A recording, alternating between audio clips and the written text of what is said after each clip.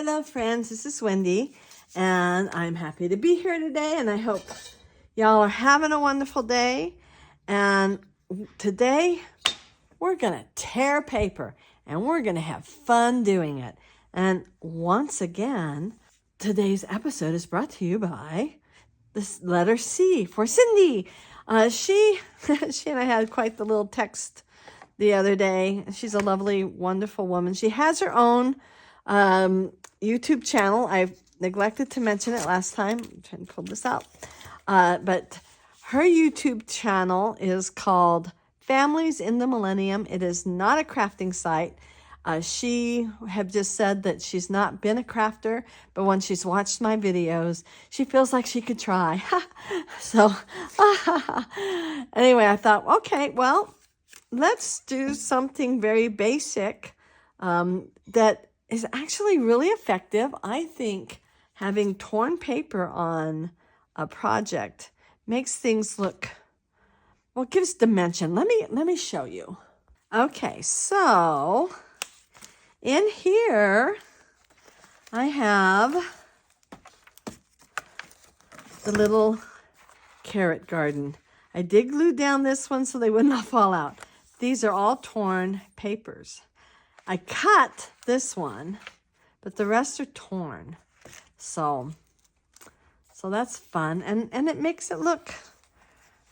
It gives it some dimension. It gives it some texture. It's nice. And there are a number of ways to tear and distress paper. So we're just going to get started. I have a page that I'm working on. If you saw my last video, I think I showed it. I still need to do some more tearing because I made some mistakes. No, I didn't. There are no mistakes in junk journaling. First thing I want to show you is easy tear. But look at this. So this paper has a white core. And you kind of get what you get. I could trim that up if I wanted to or whatever. A lot of times I tear paper with my ruler to kind of get a nice square, but not so nice square. Does that make sense? I'm going to cut it. I'm going to tear it into a real square, but well, here, let's see if I can do this with this one. So say I want a square. This is going to be funny because it had that little edge there, but I can, and this is not going to be a perfect square. Let's say I had the word go. I had the word go right there, right? I wanted to put that word go in the middle of a page. Okay, I'm not happy with that, so I'm going to do it again. Now, say there's the word go there, or there's a little picture of a pumpkin. It's almost Thanksgiving, right? So, and there, and so now it's got dimension, it's got texture, it's got a white edge, but it is definitely a square.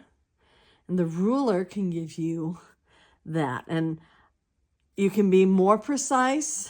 You can tear slower and be more precise. Or you can tear, sometimes tearing fast makes it more precise. Take your fingernail and clean up what you don't like. And there you go. I can put that on a page. So that also had a white core. Let's do one more thing. I know I have ink on this one, so let's do one.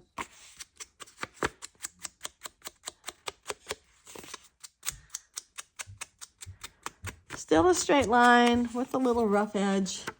And now, let's see.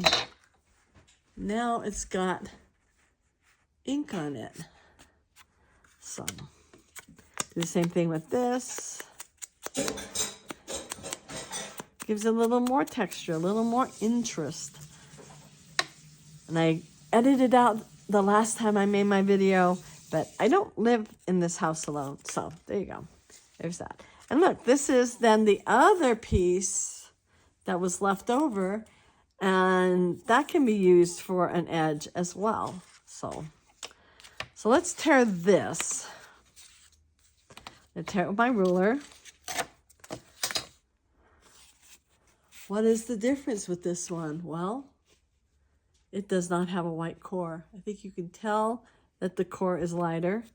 You can tell even more if I tear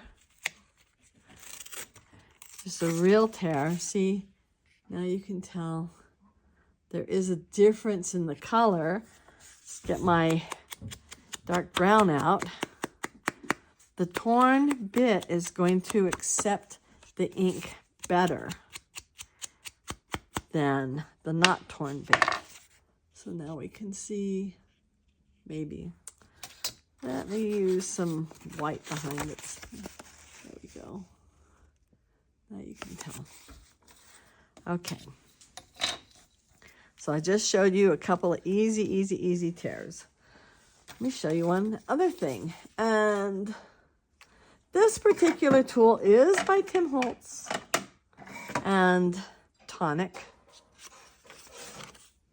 It's got a razor inside, but I have seen others similar. Now this isn't tearing, but it is distressing. So let's do one. Let's do this one. We'll do another side here.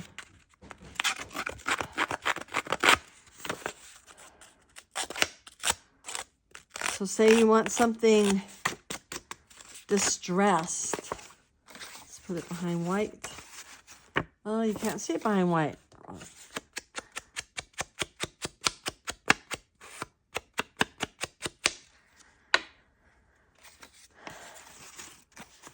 Yeah, you can kind of tell. I've heard Tim Holtz say this, and I've been buying his inks for almost the full 20 years that he's been doing this.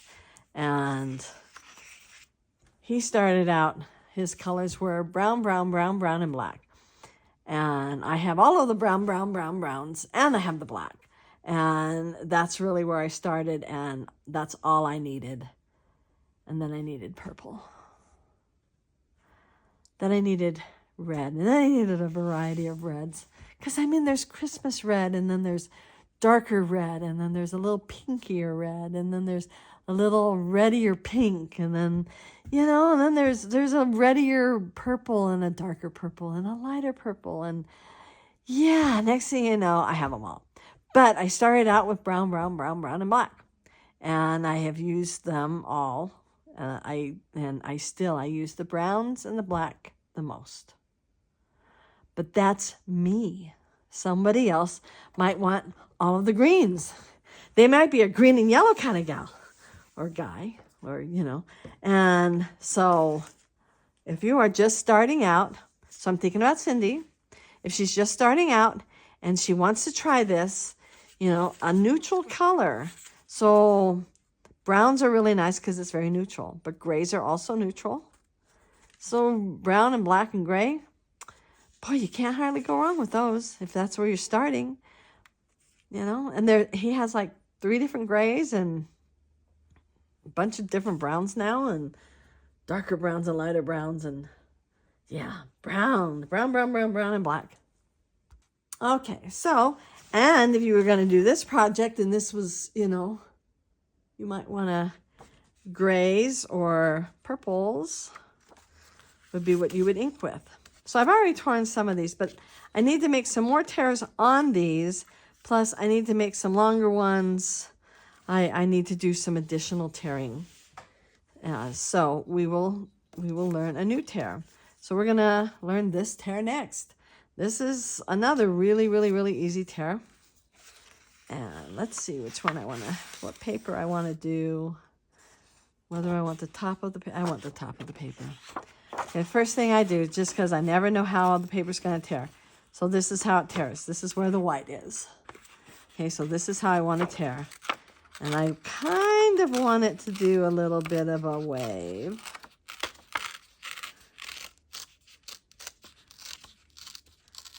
I'm going to save this for later, but this is the one I want. So. And even though the writing goes this way, I could put it this way.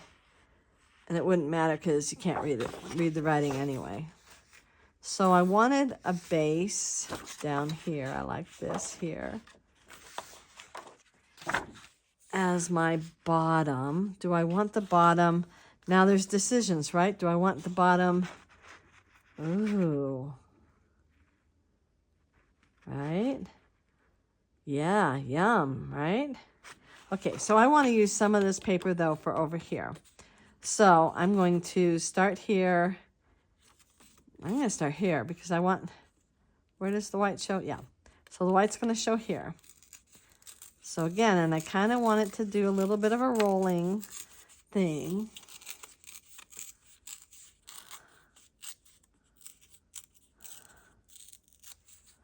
Okay, so there's that one. Now I have this one still for the bottom, and I have room to play with that. And I can put this like over it. See, but I also have this darker color that could go in between it.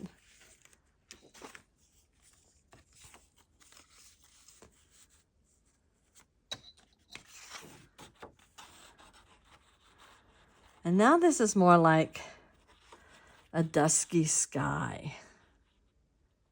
But that's not all you can do with it. You could do oceans with it. You can do mountains with it. You can just do abstract whatever with it. Okay, so I might actually put this on my guillotine. Let's see how much. Oh gosh, I love that. So I want to save some of this goodness. So I'm going to cut that. So I have a guillotine cutter. It goes just like, you know, like in the schools way back in the day, like when my mother was a school teacher. Oh yeah. I've seen them in libraries still. Because I'm going to work on this page, I am going to glue this down. I'm going to glue it down now so that I no longer am confused as to how much space I have. I did mention in my last video that I like PVA glue, and this is the PVA glue. It's by Linetco. You can read that. There we go. And I get that on Amazon. This is, PVA glue is like bookbinding glue, and it works really good. So, it doesn't matter. I also mentioned I used to use tape, but the minute the tape adheres, because I use really good tape, there's no wiggling it around. Whereas before this dries, in the half of a minute or less that it takes for this to dry, I can do a little bit of wiggling to get it where it needs to go and to get it to be the way I want it. And I just found I'm a lot happier with that. Because I drew a line, I have pencil mark there. I just want to get rid of that. Right there. One thing, and I don't know whether it's just me and my perception or whatever, but when I was doing scrapbooking all those years ago, it was important to be as perfect as possible. Maybe that's just, I don't know. I don't know what it is. But it was, you know, things need to be perfect. Things need to be fabulous, you know. So one of the things I really like about the junk journaling is that you don't have to be perfect. I figured out where I'm putting this. Could have gone in a number of different places on here, but I figured out where I want to put it. I'm going to quote this to the day I die. I'm going to cross-stitch it on a pillow. I'm going to make a plaque of it and put it in front of my face. There are no mistakes in junk journaling. Thank you, Louisa Heinzel. There are no mistakes in junk journaling. I do have one more tear I need to make. I chose this. Probably yellow and purple are like the thing, right? So I'm just going to do... I think it's this way, right? Is this what I want? Yes. Just gonna tear here. I don't know how much of it I want. I kind of want it just peeking out a little bit. I don't want it a lot. There are rulers that you can get that will make kind of a jagged tear or wavy tear. I clearly don't have any of them. All right. So let's start. I do want to use, which is the, okay, so I'm going to do that. I want the yellow to kind of peek down there.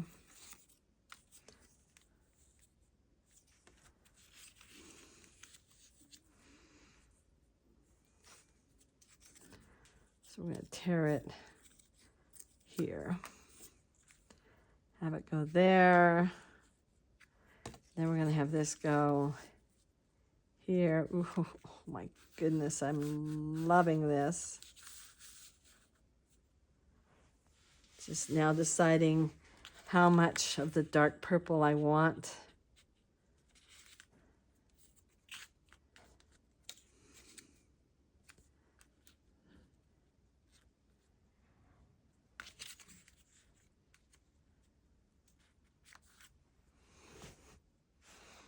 See how this goes right there. Then my picture. I can cut off some of the legs. I'm not cutting off the trees, but I'll cut off the legs to make it fit. I may actually leave enough to tuck that bit under. Ooh, I like that. Okay. I like that. I'm going to put, I don't like the white. So let me play around and see what papers I want. Okay, so I am going to ink and fiddle around and glue down, and we'll see how this goes.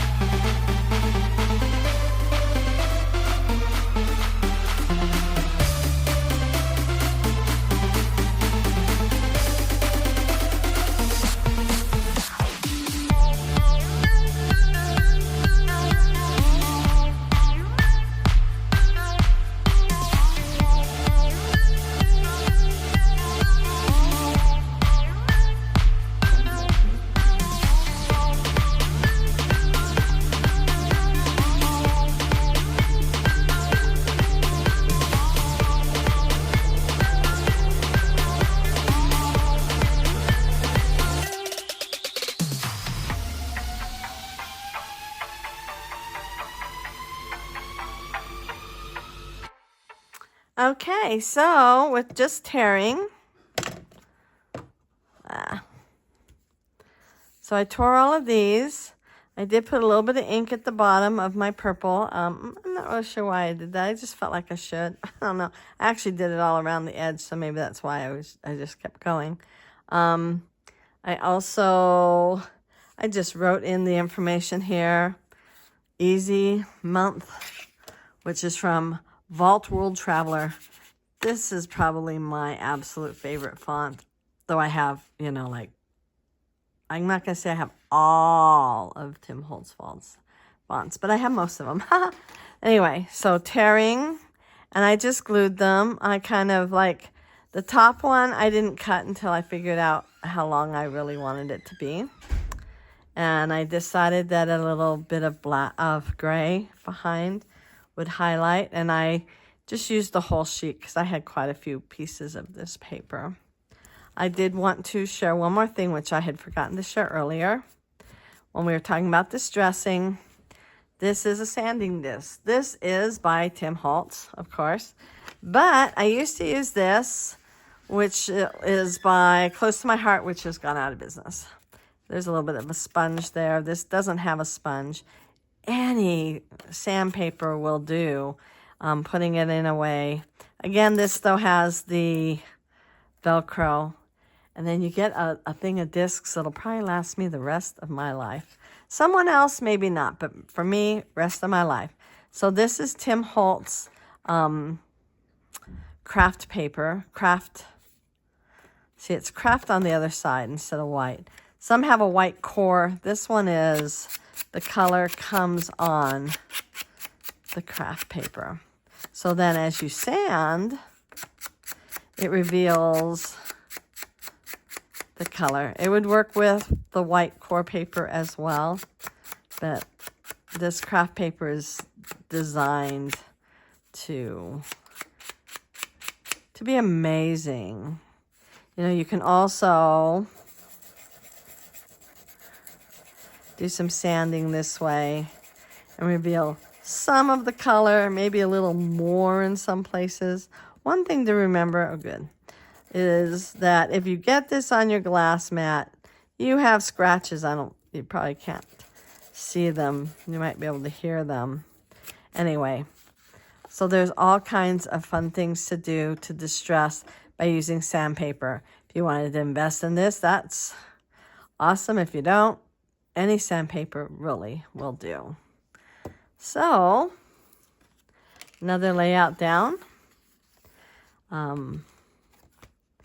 I haven't decided. I'm almost thinking I'm going to do this. And then it'll open up like that. And then like this.